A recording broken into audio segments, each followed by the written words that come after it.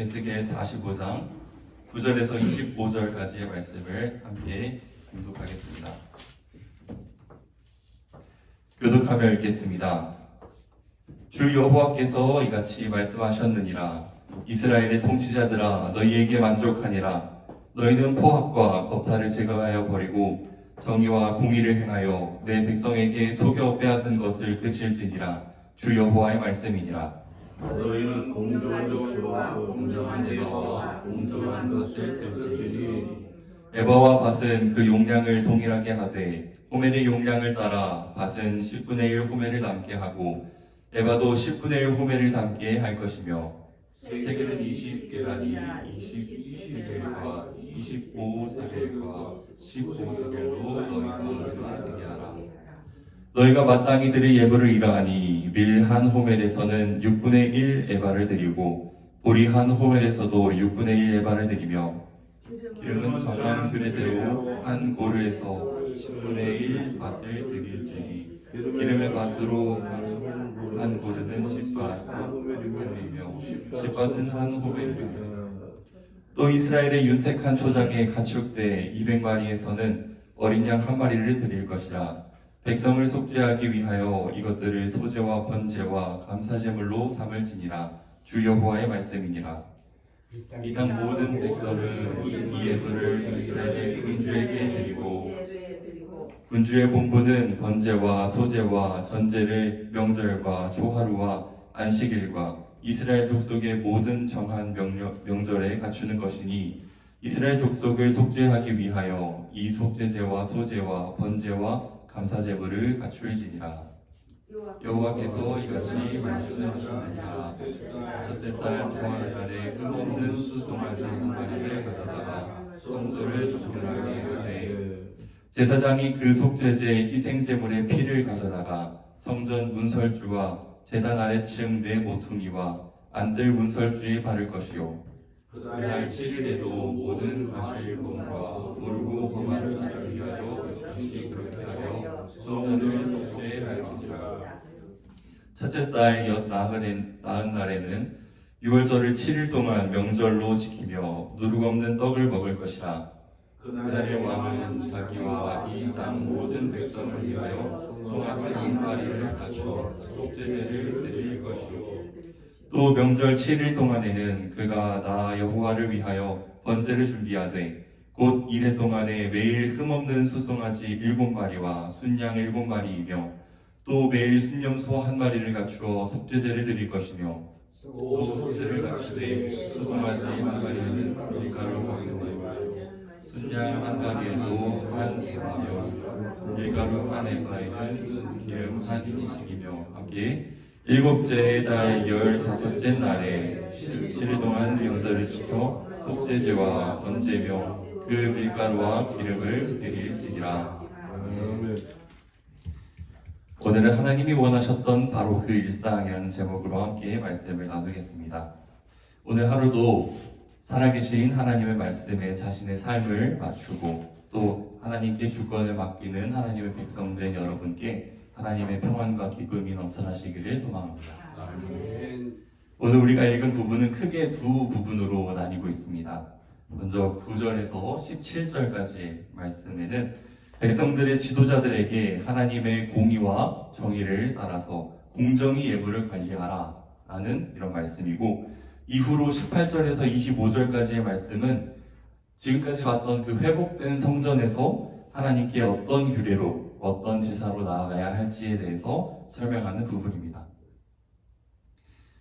이 작은 부분을 보기 위해서 에스겔의 큰 부분을 이해해 보자면, 간단하게 말해서 전반부 에스겔의 1장에서 33장은 이스라엘과 온 세계를 향해서 하나님께서 하시는 심판과 규탄의 말씀이 들어있습니다. 왜 이런 죄악을 행했느냐, 너희가 이런 최후를 맞이하게 될 것이다 라고 하면서 하나님께서는 이스라엘을 책망하고 계십니다. 그리고 그 이후에 후반부 34장에서 48장까지 끝장까지의 말씀에는 그럼에도 불구하고 이스라엘을 사랑하셔서 이스라엘을 회복하시고 또 이스라엘뿐만 아니라 열방을 회복하시는 하나님의 말씀이 들어있습니다.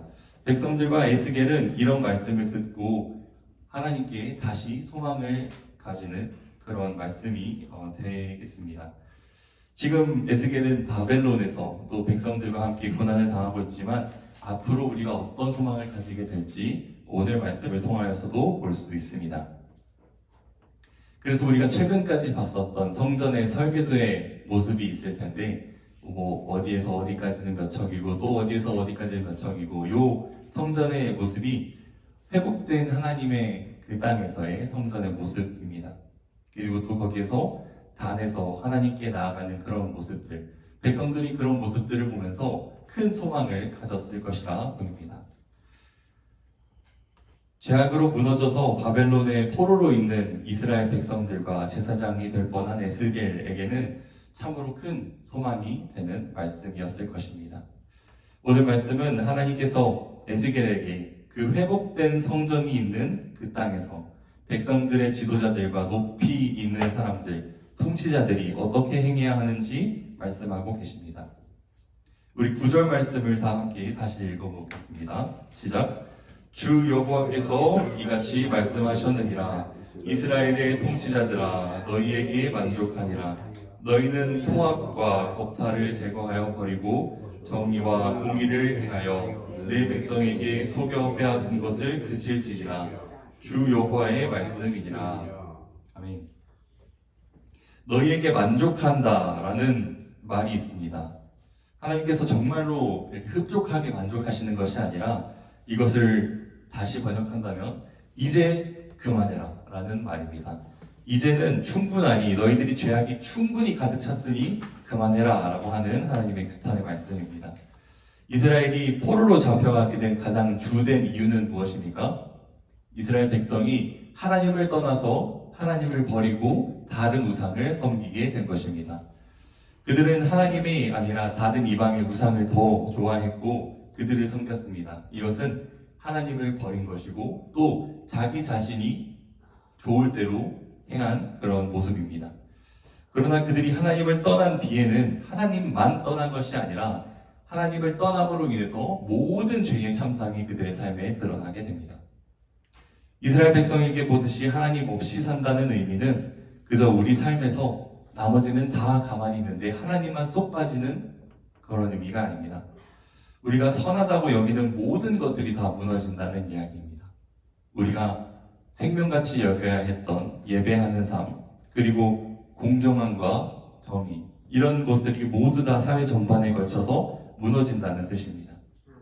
나 자신의 이익을 위하여 이웃을 해치고 살인과 폭력을 행하고 도적질과 음란함과 비겁하고 비참한 일상들이 난무하는 세상이 되어서 하나님께서는 그런 세상의 모습을 보게 되시고 또 그들을 포로로 보내신 것입니다. 그러나 반대로 우리가 하나님의 백성이 되어서 산다는 것은 무엇입니까? 우리의 삶은 다 그대로 있는데 거기에 하나님만 딱 생기는 것이 아닙니다. 우리의 삶 모든 것이 바뀐다는 의미입니다. 하나님의 백성으로 산다는 것은 내가 자고 일어날 때, 누군가를 상대할 때, 내가 어떤 일을 행할 때 하나님의 원칙과 하나님의 법대로, 하나님의 말씀대로 산다는 것을 의미합니다. 오늘 말씀은 하나님의 백성에게, 특히 백성을 지도하고 통치하는 높은 자리에 있는 이들에게 공의와 정의를 요구하시는 하나님의 마음을 알 수 있습니다. 10절에서 12절까지의 말씀에 참 복잡한 단위들이 나와 있는데 공정한 거울과 공정한 에바, 공정한 밭을 쓰라. 공정한 에바는 곡식의 단위를 의미합니다. 그리고 밭이라고 하는 건 액체의 단위를 의미합니다. 이 둘은 그 용량이 똑같습니다. 호멜의 용량을 따라 밭은 10분의 1 호멜, 에바도 10분의 1 호멜, 이렇게 해서 10 에바와 10 밭이 1 호멜이 되게 하는 것. 그리고 세겔은 20게랄이 20세겔과 25세겔과 15세겔로 너희 마네가 되게 하라. 이렇게 하고 있는데 세겔은 60세겔이 1마네가 됩니다. 우리가 신약 성경에서는 마네가 문화라고 되어 있는데 열문화 비유할 때 그 문화가 이 마네가 되겠습니다. 하나님께서는 그 공정하게 통치하는 가장 기본적인 방법을 알려주십니다. 이것을 알려준다는 것은 그 당시에 통치자들이 이 기본적인 것조차 지키지 않고 자기 욕심대로 더하거나 빼서 단위 자체를 바꿔서 부정한 이익을 계속해서 백성들에게 취했다는 것을 알려주십니다. 방법적으로 그렇게 하지 말고 하나님께서 딱 정하신 대로 실질적으로 그렇게 일하는 것, 하나님께서 원하시는 모습은 바로 그런 모습이었습니다. 오늘을 우리가 살아가면서 이 정도는 괜찮겠지 않은 유혹이 조금이라도 들어올 때가 있습니다. 우리는 그 유혹에 마주하고 또 그 유혹에 넘어가게 된다면 우리는 삶의 작은 영역부터 하나님을 밀어내는 것이 됩니다. 이스라엘의 죄악이 거기서부터 시작되었다는 것을 기억하시기 바랍니다. 이스라엘은 그 작은 영역에서부터 시작해서 조금씩 삶에서 하나님을 밀쳐내기 시작했고 또 결국 삶의 모든 영역에서 하나님을 밀쳐내게 되었습니다. 이스라엘의 죄악이 또 그 작은 영역에서 정의를 지키기 원하시는 그 하나님의 마음이 있다는 것을 알아보십시오. 우리의 모든 삶의 모습 가운데 하나님의 거룩함을 담아내시는 여러분이 되시기를 소망합니다. 아멘. 오랫동안 바벨론에서 포로가 된 이스라엘 백성과 에스겔이 가장 원했던 것은 어떤 것이었겠습니까? 우리가 포로기를 공감하게 될 때 어떤 역사적인 사실을 기억하게 되냐면 일제강점기를 기억하게 됩니다. 군함도라는 영화를 봤던 적이 있는데 거기에 나오는 주인공들이 원하는 것은 어떤 것이었을까 생각하게 될 때 우리나라에서 평화롭게 밭을 일구고 또 소 키우면서 우리나라 땅에서 자란 그런 농산물을 먹고 또 그렇게 가족과 함께 행복하게 살아가는 모습이 아니었을까라는 생각을 하게 됩니다. 그들의 땅으로 다시 돌아가서 그들이 하던 일상을 보내고 그들이 섬기는 하나님을 섬기는 것, 이스라엘 백성들이 원하는 모습은 바로 그런 일상을 보내는 것이었을 것입니다. 그리고 타지에서 뼈저리게 느꼈었던 바로 그것, 이스라엘의 진짜 왕이신 하나님께 제사하면서 그분과 함께 교제하는 삶, 그것이 이스라엘 백성이 원하는 모습이었을 것입니다. 그들은 하나님의 백성으로 살아가는 것을 간절히 원했을 것입니다. 이것은 백성들만 원하는 것이 아니라 하나님이 또 간절히 원하셨던 모습이었습니다. 오늘 말씀 13절에서부터는 백성들이 하나님께 예물로 당연히 바쳐야 할 것들을 말하고 있습니다. 그들이 거둔 곡식과 기름에서 하나님께서 정하신 양을 떼어서 거룩하게 예물을 드립니다. 우리가 지금은 우리 삶에서 헌금으로 하지만 하나님께 거룩하게 무언가를 떼어서 드린다는 것의 의미는 무엇입니까? 내가 거둔 것 중에 하나님께 드리는 그 일부만, 11조라고 한다면 그 10분의 1만 하나님의 것이다 라는 의미입니까? 그렇지 않습니다. 우리가 거둔 모든 것이 하나님의 것입니다. 내가 가지게 보낸 것, 이것은 다 하나님이 주신 것입니다 라는 그런 고백이 있는 것이고 그 중에 하나님께서 정하신 일부만 드리는 것입니다. 하나님께서는 우리에게 모든 것을 주셨고 우리는 그 일부를 드립니다. 이 부분에서 예물을 거두는 통치자들과 왕들은 하나님 앞에서 분명히 공정함과 정의를 행해야 했습니다. 그것을 지키지 않는다는 것은 하나님의 것을 빼앗는 일이 되었고 또 그런 일들이 하나님을 그 삶에서 밀쳐내게 된 것입니다. 마침내 이스라엘이 원하는 그 장면이 15절에 나오게 됩니다. 우리 15절 말씀을 함께 읽겠습니다. 또 이스라엘의 윤택한 초장에 가축대 200마리에서는 어린 양 한 마리를 드릴 것이라. 백성을 속죄하기 위하여 이것들을 소제와 번제와 감사제물로 삼을지니라. 주 여호와의 말씀이니라. 아멘. 회복된 이스라엘은 물이 아주 넉넉하고 기름진 초장에서 양떼를 키우며 살아가게 될 것입니다. 그들은 그 평화와 삶의 주인이 되신 하나님 앞에 마땅히 드려야 할 제물을 드리게 되고 하나님께 번제와 화목제를 드리게 될 것입니다. 하나님께서 번제와 화목제를 드려라 라고 허락하시는 건 어떤 것이냐면 하나님과 이스라엘 백성들의 관계를 회복하기 원하신다는 뜻입니다.